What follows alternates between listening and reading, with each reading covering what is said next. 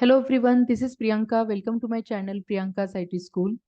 Today I will be talking about difference between find element and find elements method. Whenever we are interacting with software application for automation, we need to identify the web element, correct? Somewhere we are identifying, let's say one element, somewhere we need to identify multiple web elements. In that case, we use these methods. Find element method, in general, it will help you to identify one single web element, correct? And find elements method, it will help you to identify multiple web elements. But what is exactly difference between these two methods? First of all, I will be explaining you the method and its use. Let's see first practically how exactly these methods will help you to identify the web element. So far, we have covered only four locators. Like we have discussed about ID, name, then link automation using link text and partial link text. And the last session I have completed for tag name. Today I will be talking about this difference. So let me give a same name, find element versus I'm writing here, find elements. So guys, generally how exactly we can use these methods? Just have a look. First of all, we need to create our driver session. So I will be creating driver session. Let's say create a driver session. That's the first step. Yes, we have to write WebDriver driver new. It is equal to, yes, Chrome driver instance. Basically, I'm trying to create, the reference of WebDriver with Chrome driver instance. And then you need to import the same. Once it is done, we have to open the application. That's our second step. How we can open? Just write driver.get and there you can pass a URL address. Let me take this application, Orange HRM demo application, and I will be passing this URL address. Now guys, in the last session only we have discussed that Orange HRM takes certain time to load the web elements inside a application, correct? So for that reason, we need to first apply implicit wait. So guys, I will be writing just to handle synchronization issue. I will be writing implicit wait. So driver dot manage dot timeouts. There you can have implicitly wait. Just pass duration of second. Okay, so I'm writing here duration of seconds. And let's pass here 10 seconds. So basically this is a global wait applicable for complete application, even complete script, whatever you will write. At this moment, I want to interact with a single web element. So let's have a look. Suppose in this application, I want to interact with this username. Guys, very simple step. You need to right click and you need to inspect that web element. And somewhere if you have selector hub, you can directly take the locator from the same. If I right click and if I just go to selector hub pro, here you can see that for this element, there is no ID. But for this element, we have a name. I will be using a name. And there I will write a code driver dot find element by dot name. And I'm passing this name. First important difference is what? Find element method, what it will return to you. Find element method always return you single web element object. So I can declare here web element element, or let's say this is a username. So I will be writing username. And what is web element in Selenium? This web element, it is an interface in Selenium. So you have to import the same. So let me import the same from the Selenium package. At this moment, I have a username. Yes, with respect to same username, we can perform action on a same. So I will be passing, username inside that particular field. So let me write my name. Suppose I'm writing, I would like to enter this name, right? Priyanka. At this moment, what exactly I'm expecting, guys? Definitely it should enter the data, right? It should identify your element and it should enter the data. And let's see how the application is working. So find element method, definitely it will help you to identify only one single web element. And with respect to the same, it will perform the action also. So just have a look. I'm able to enter here same name, correct? So guys, this is what the main purpose of find element. But let me show you one more interesting part. What if my locator is wrong? Somewhere I have entered username hash hash hash, right? So I have written something wrong here. I'm looking for username and this particular hash available in that particular DOM.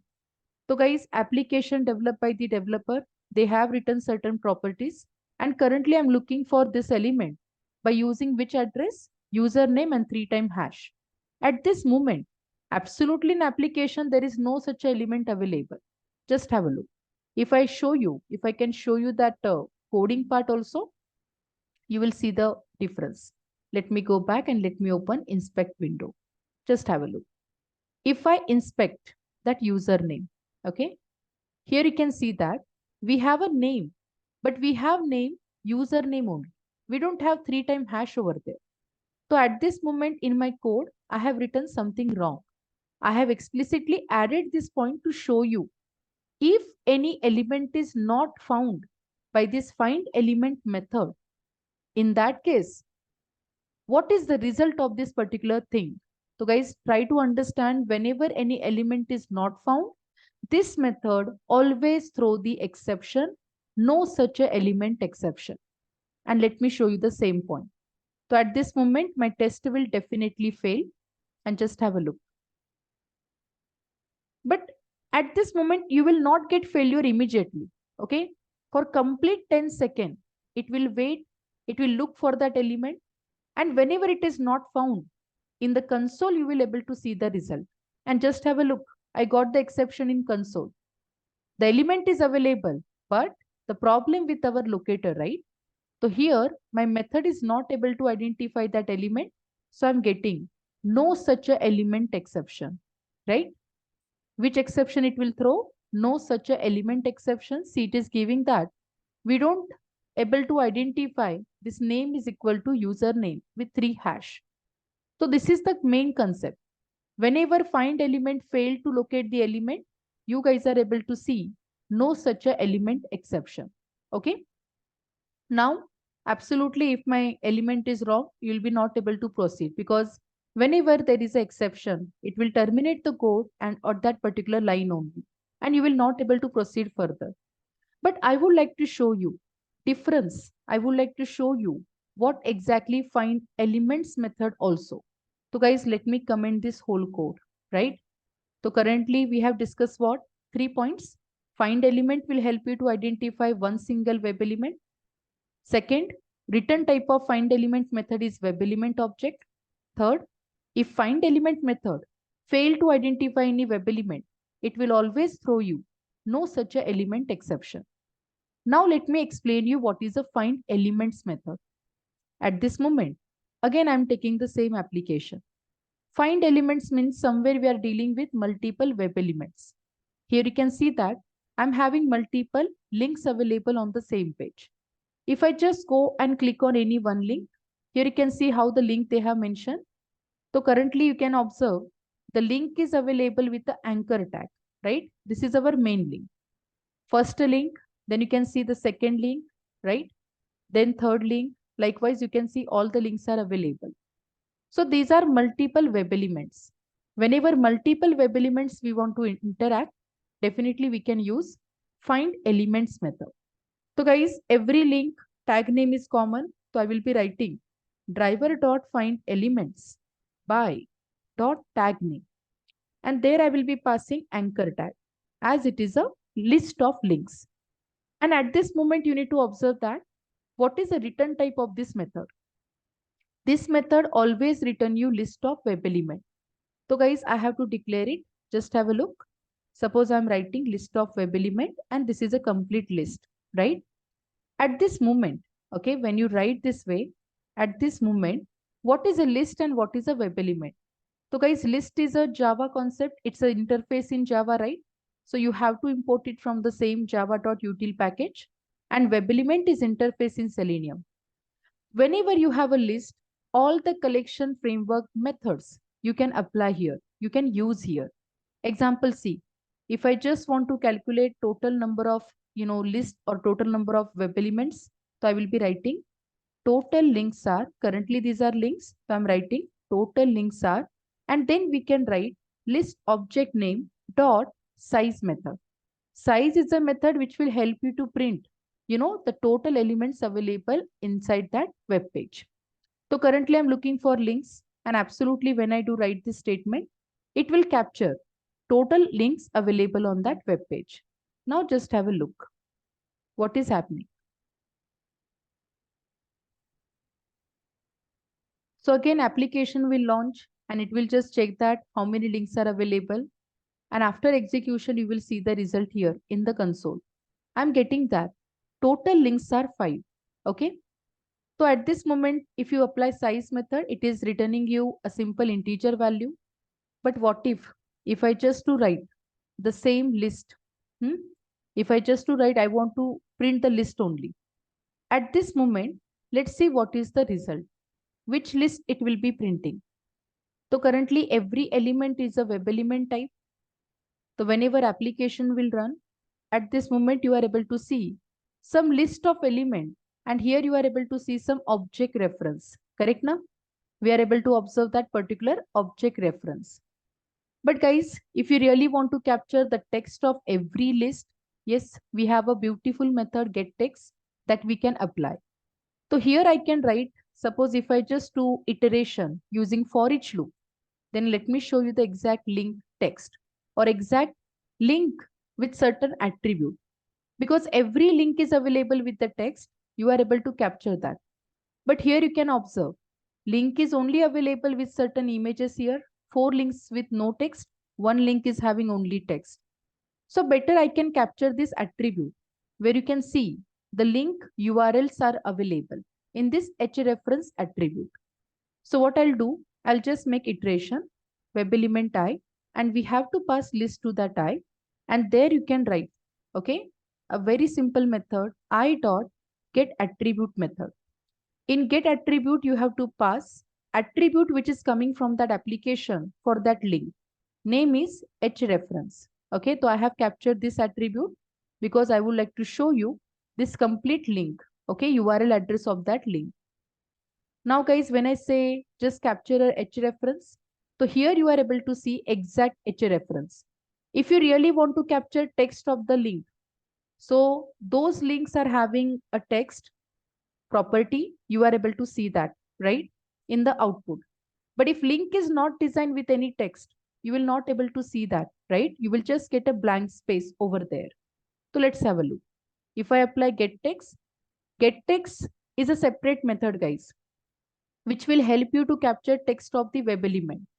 So if any web element is available with certain visible text, you guys are able to apply getText method over there. Currently, just to show you that is it really we have captured that all 5 links, I'm writing this script. Okay, now just have a look.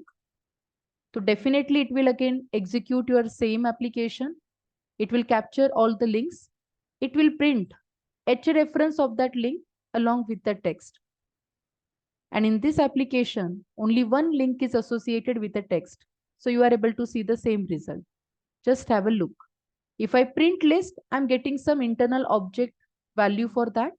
But if I print hrefs, I'm getting reference of that link. And whenever there is a no text, you are just getting a blank space. Can you see that? And whenever the text is available, you are able to capture that text.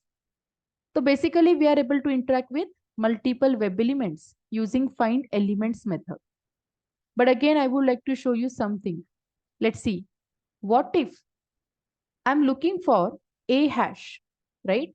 At this moment, I have entered explicitly, I'm giving a wrong tag name, a hash. So we need to understand, like if findElement failed to identify the web element, it will just return you exception, right? So what if findElements will fail to locate the element? What is the return type or what exactly it will throw? So let me tell you, findElements never throw any exception. Okay. Whenever you are trying to print size of that element, if it is not found, immediately you will get 0 size. If you try to print list, it will just print, okay, we have an empty list. So definitely you will not able to see any result, but not even any exception. That is a main difference you need to understand. So just have a look. What exactly happening? We are trying to iterate it, right? But at this moment, this element is not available. It will look for 10 seconds. But after 10 seconds, you will able to see the result. Just have a look what result I'm getting. Total links are 0 and I'm getting empty list. And this is the main concept. So what is the difference between find element and find elements method? Guys, just have a look. Find element will help you to identify one single element. Find element return a single web element object. This is a return type. And whenever element is not found, it will throw the exception, right? And which exception, guys? That is no such a element exception. You can remember the exception also. No such element exception. So let me write here. And technically it is a class which is coming from Selenium. Okay. Find elements method, which will help you to identify multiple web elements. Find elements returns always list of web elements, guys. And then if there is a, like if your method is not able to identify that web element, then it will never throw any exception. Rather, if you apply size method, you will always get 0, correct? But if you just try to print that list, you will get empty list. This is what the exact concept and difference between these two methods. I hope this will help you. Thanks for watching, everybody.